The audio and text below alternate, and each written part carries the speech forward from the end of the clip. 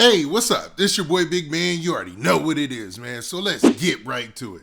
Okay, so now there is a major update in the HoneyKomb Brazy trial. Now, when I say HoneyKomb Brazy trial, I actually mean the trial of his grandparents who lost their life in the fire, right? Now, for those of you who've been living under a rock lately and don't know what I'm talking about, there's a rapper from Mobile, Alabama by the name of HoneyKomb Brazy. He was getting a lot of traction in the rap game. People loved his freestyles. He was going in and out of jail, but still maintaining a fan base. Started to affiliate and align himself with rap a lot. Things looked up, right? Then all of a sudden, sometime last year, his grandparents died in a house fire, man. And it was one of the most horrific things that happened in hip hop, man, because it was said that his ops were the ones who carried out the fire in order to get back at HoneyKomb Brazy. Now, this seems to be a trend that's been going on in hip-hop, but we thought it was too gruesome to be real. But what's crazy, and just bust this case wide open, one of the guys allegedly responsible for the shooting that caused the fire is talking in court. He was actually in court yesterday, and what was said will blow your mind. They're saying this thing was all because of a Facebook post, man. I am not joking at all. Now, before we get down to the specifics of this case and talk about what came out in court, do me a favor. Make sure you hit that like button. Make sure you hit that subscribe button. And man, let's get it. Okay, now that we got that out of the way, man, let's check out what's going on in this HoneyKomb Brazy case, man. Now, in no part of this story are they saying that the suspect that they talked to actually, confessed to anything or anything like that. So I want to get that out of the way early, man. But he was in court yesterday. Now the story starts off by saying this, and this don't worry. Once we get to what was talked about in court and the evidence and the files that they have against these guys, it's gonna blow your mind. Now the headline of this story says this: court testimony, Facebook beef leads to killing of HoneyKomb Brazy's grandparents. Now in Mobile, Alabama, the local news there reports this. They're saying new details released in court Tuesday in the deaths of the grandparents of local rapper HoneyKomb Brazy, Tony and Layla Lewis, were killed in February 2021 after a shooting and fire at their home. Now, Patrick Lewis, one of the four suspects, appeared in court Tuesday for a preliminary hearing.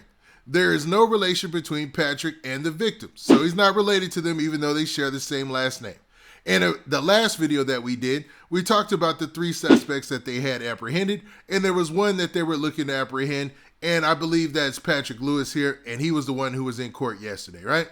Now, Mobile police detectives shared details of the case in court, giving testimony about audio recordings between several of the suspects, reportedly planning the shooting. So they have audio recordings of these suspects allegedly planning the shooting. So I don't know what more, but let's continue. The detectives in the case said in court, the recordings are sickening. The recordings were given to Mobile police from federal investigators. So the feds were already on Darrin Southall's heels, man. They're already watching him because according to all the stories that we've read about him, dude was a major figure out there. I don't even want to go into more details, but you can look it up anywhere, man. Now, the story continues by saying this. It says federal investigators had tapped at least one of the suspects' phones, Darrin Southall, who is accused of being a drug kingpin who reached a plea deal in November 2021 on drug charges. If you guys don't remember, there was like a rumor that he had escaped from jail or something like that. It's been a wild story, man. Now, the phone recordings are reportedly between Terrance Watkins, Darrin Southall, as well as Southall and Jamarcus Chambers. All three are suspects in the case and have been charged with murder. The fourth suspect, Patrick Lewis, is reportedly referenced many times in those recordings per Mobile police. So it looks like the feds had been recording Darrin Southall's phone anyway, right? And they turned over all of that to the Mobile police, and they just been combing through it to see what they can find out. And this is what they feel like they have against the suspects in this case. Now, the state says Watkins, Lewis, and Chambers were the ones who went to the home on Dr. Thomas Ave on 17 February 2021 and started shooting. They say Southall was encouraging them to take action.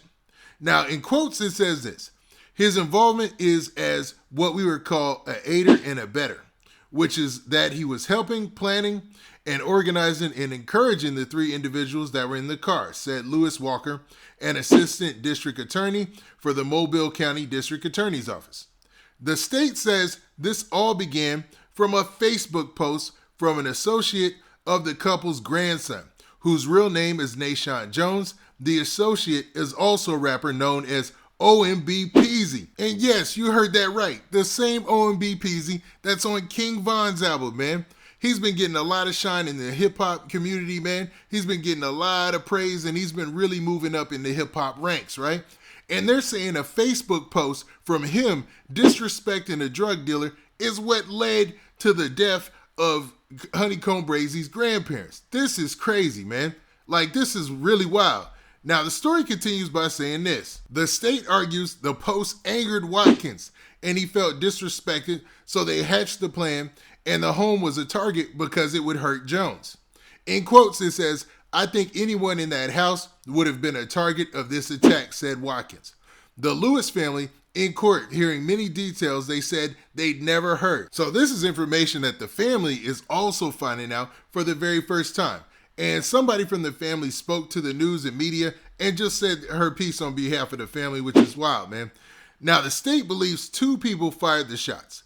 They say there were two different types of ammunition on the scene. Federal investigators have interviewed Chambers. The state says Chambers told federal investigators Lewis and Watkins pulled the triggers and that he was in the car. So they're saying that Chambers already done told federal investigators that Lewis and Watkins pulled the triggers, man. That's wild. So he already put them on blast. Like I said, this case is already blown up, man.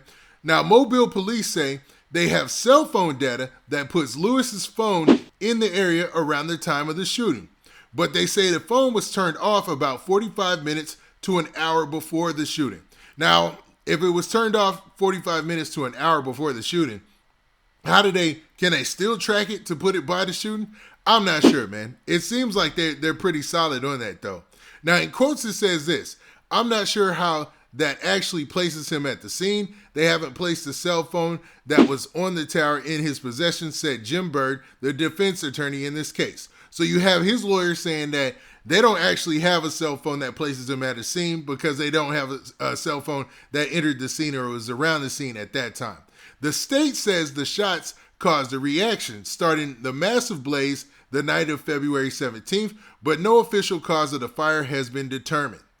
What, in quotes, they say, "A likely scenario is that the gunfire resulted in the explosion of an oxygen tank, which in turn would have caused the explosion of other oxygen tanks in the house, which would lead to the fire," said Walker. Now, Walker is the district attorney in this case. Now, the state also alleges the three men went to several different car dealerships and bought a car in cash specifically for this crime. So basically trying to pick them up a hot car. And the story ends by saying that Lewis's case has been bound over to the grand jury. So we'll see how that goes.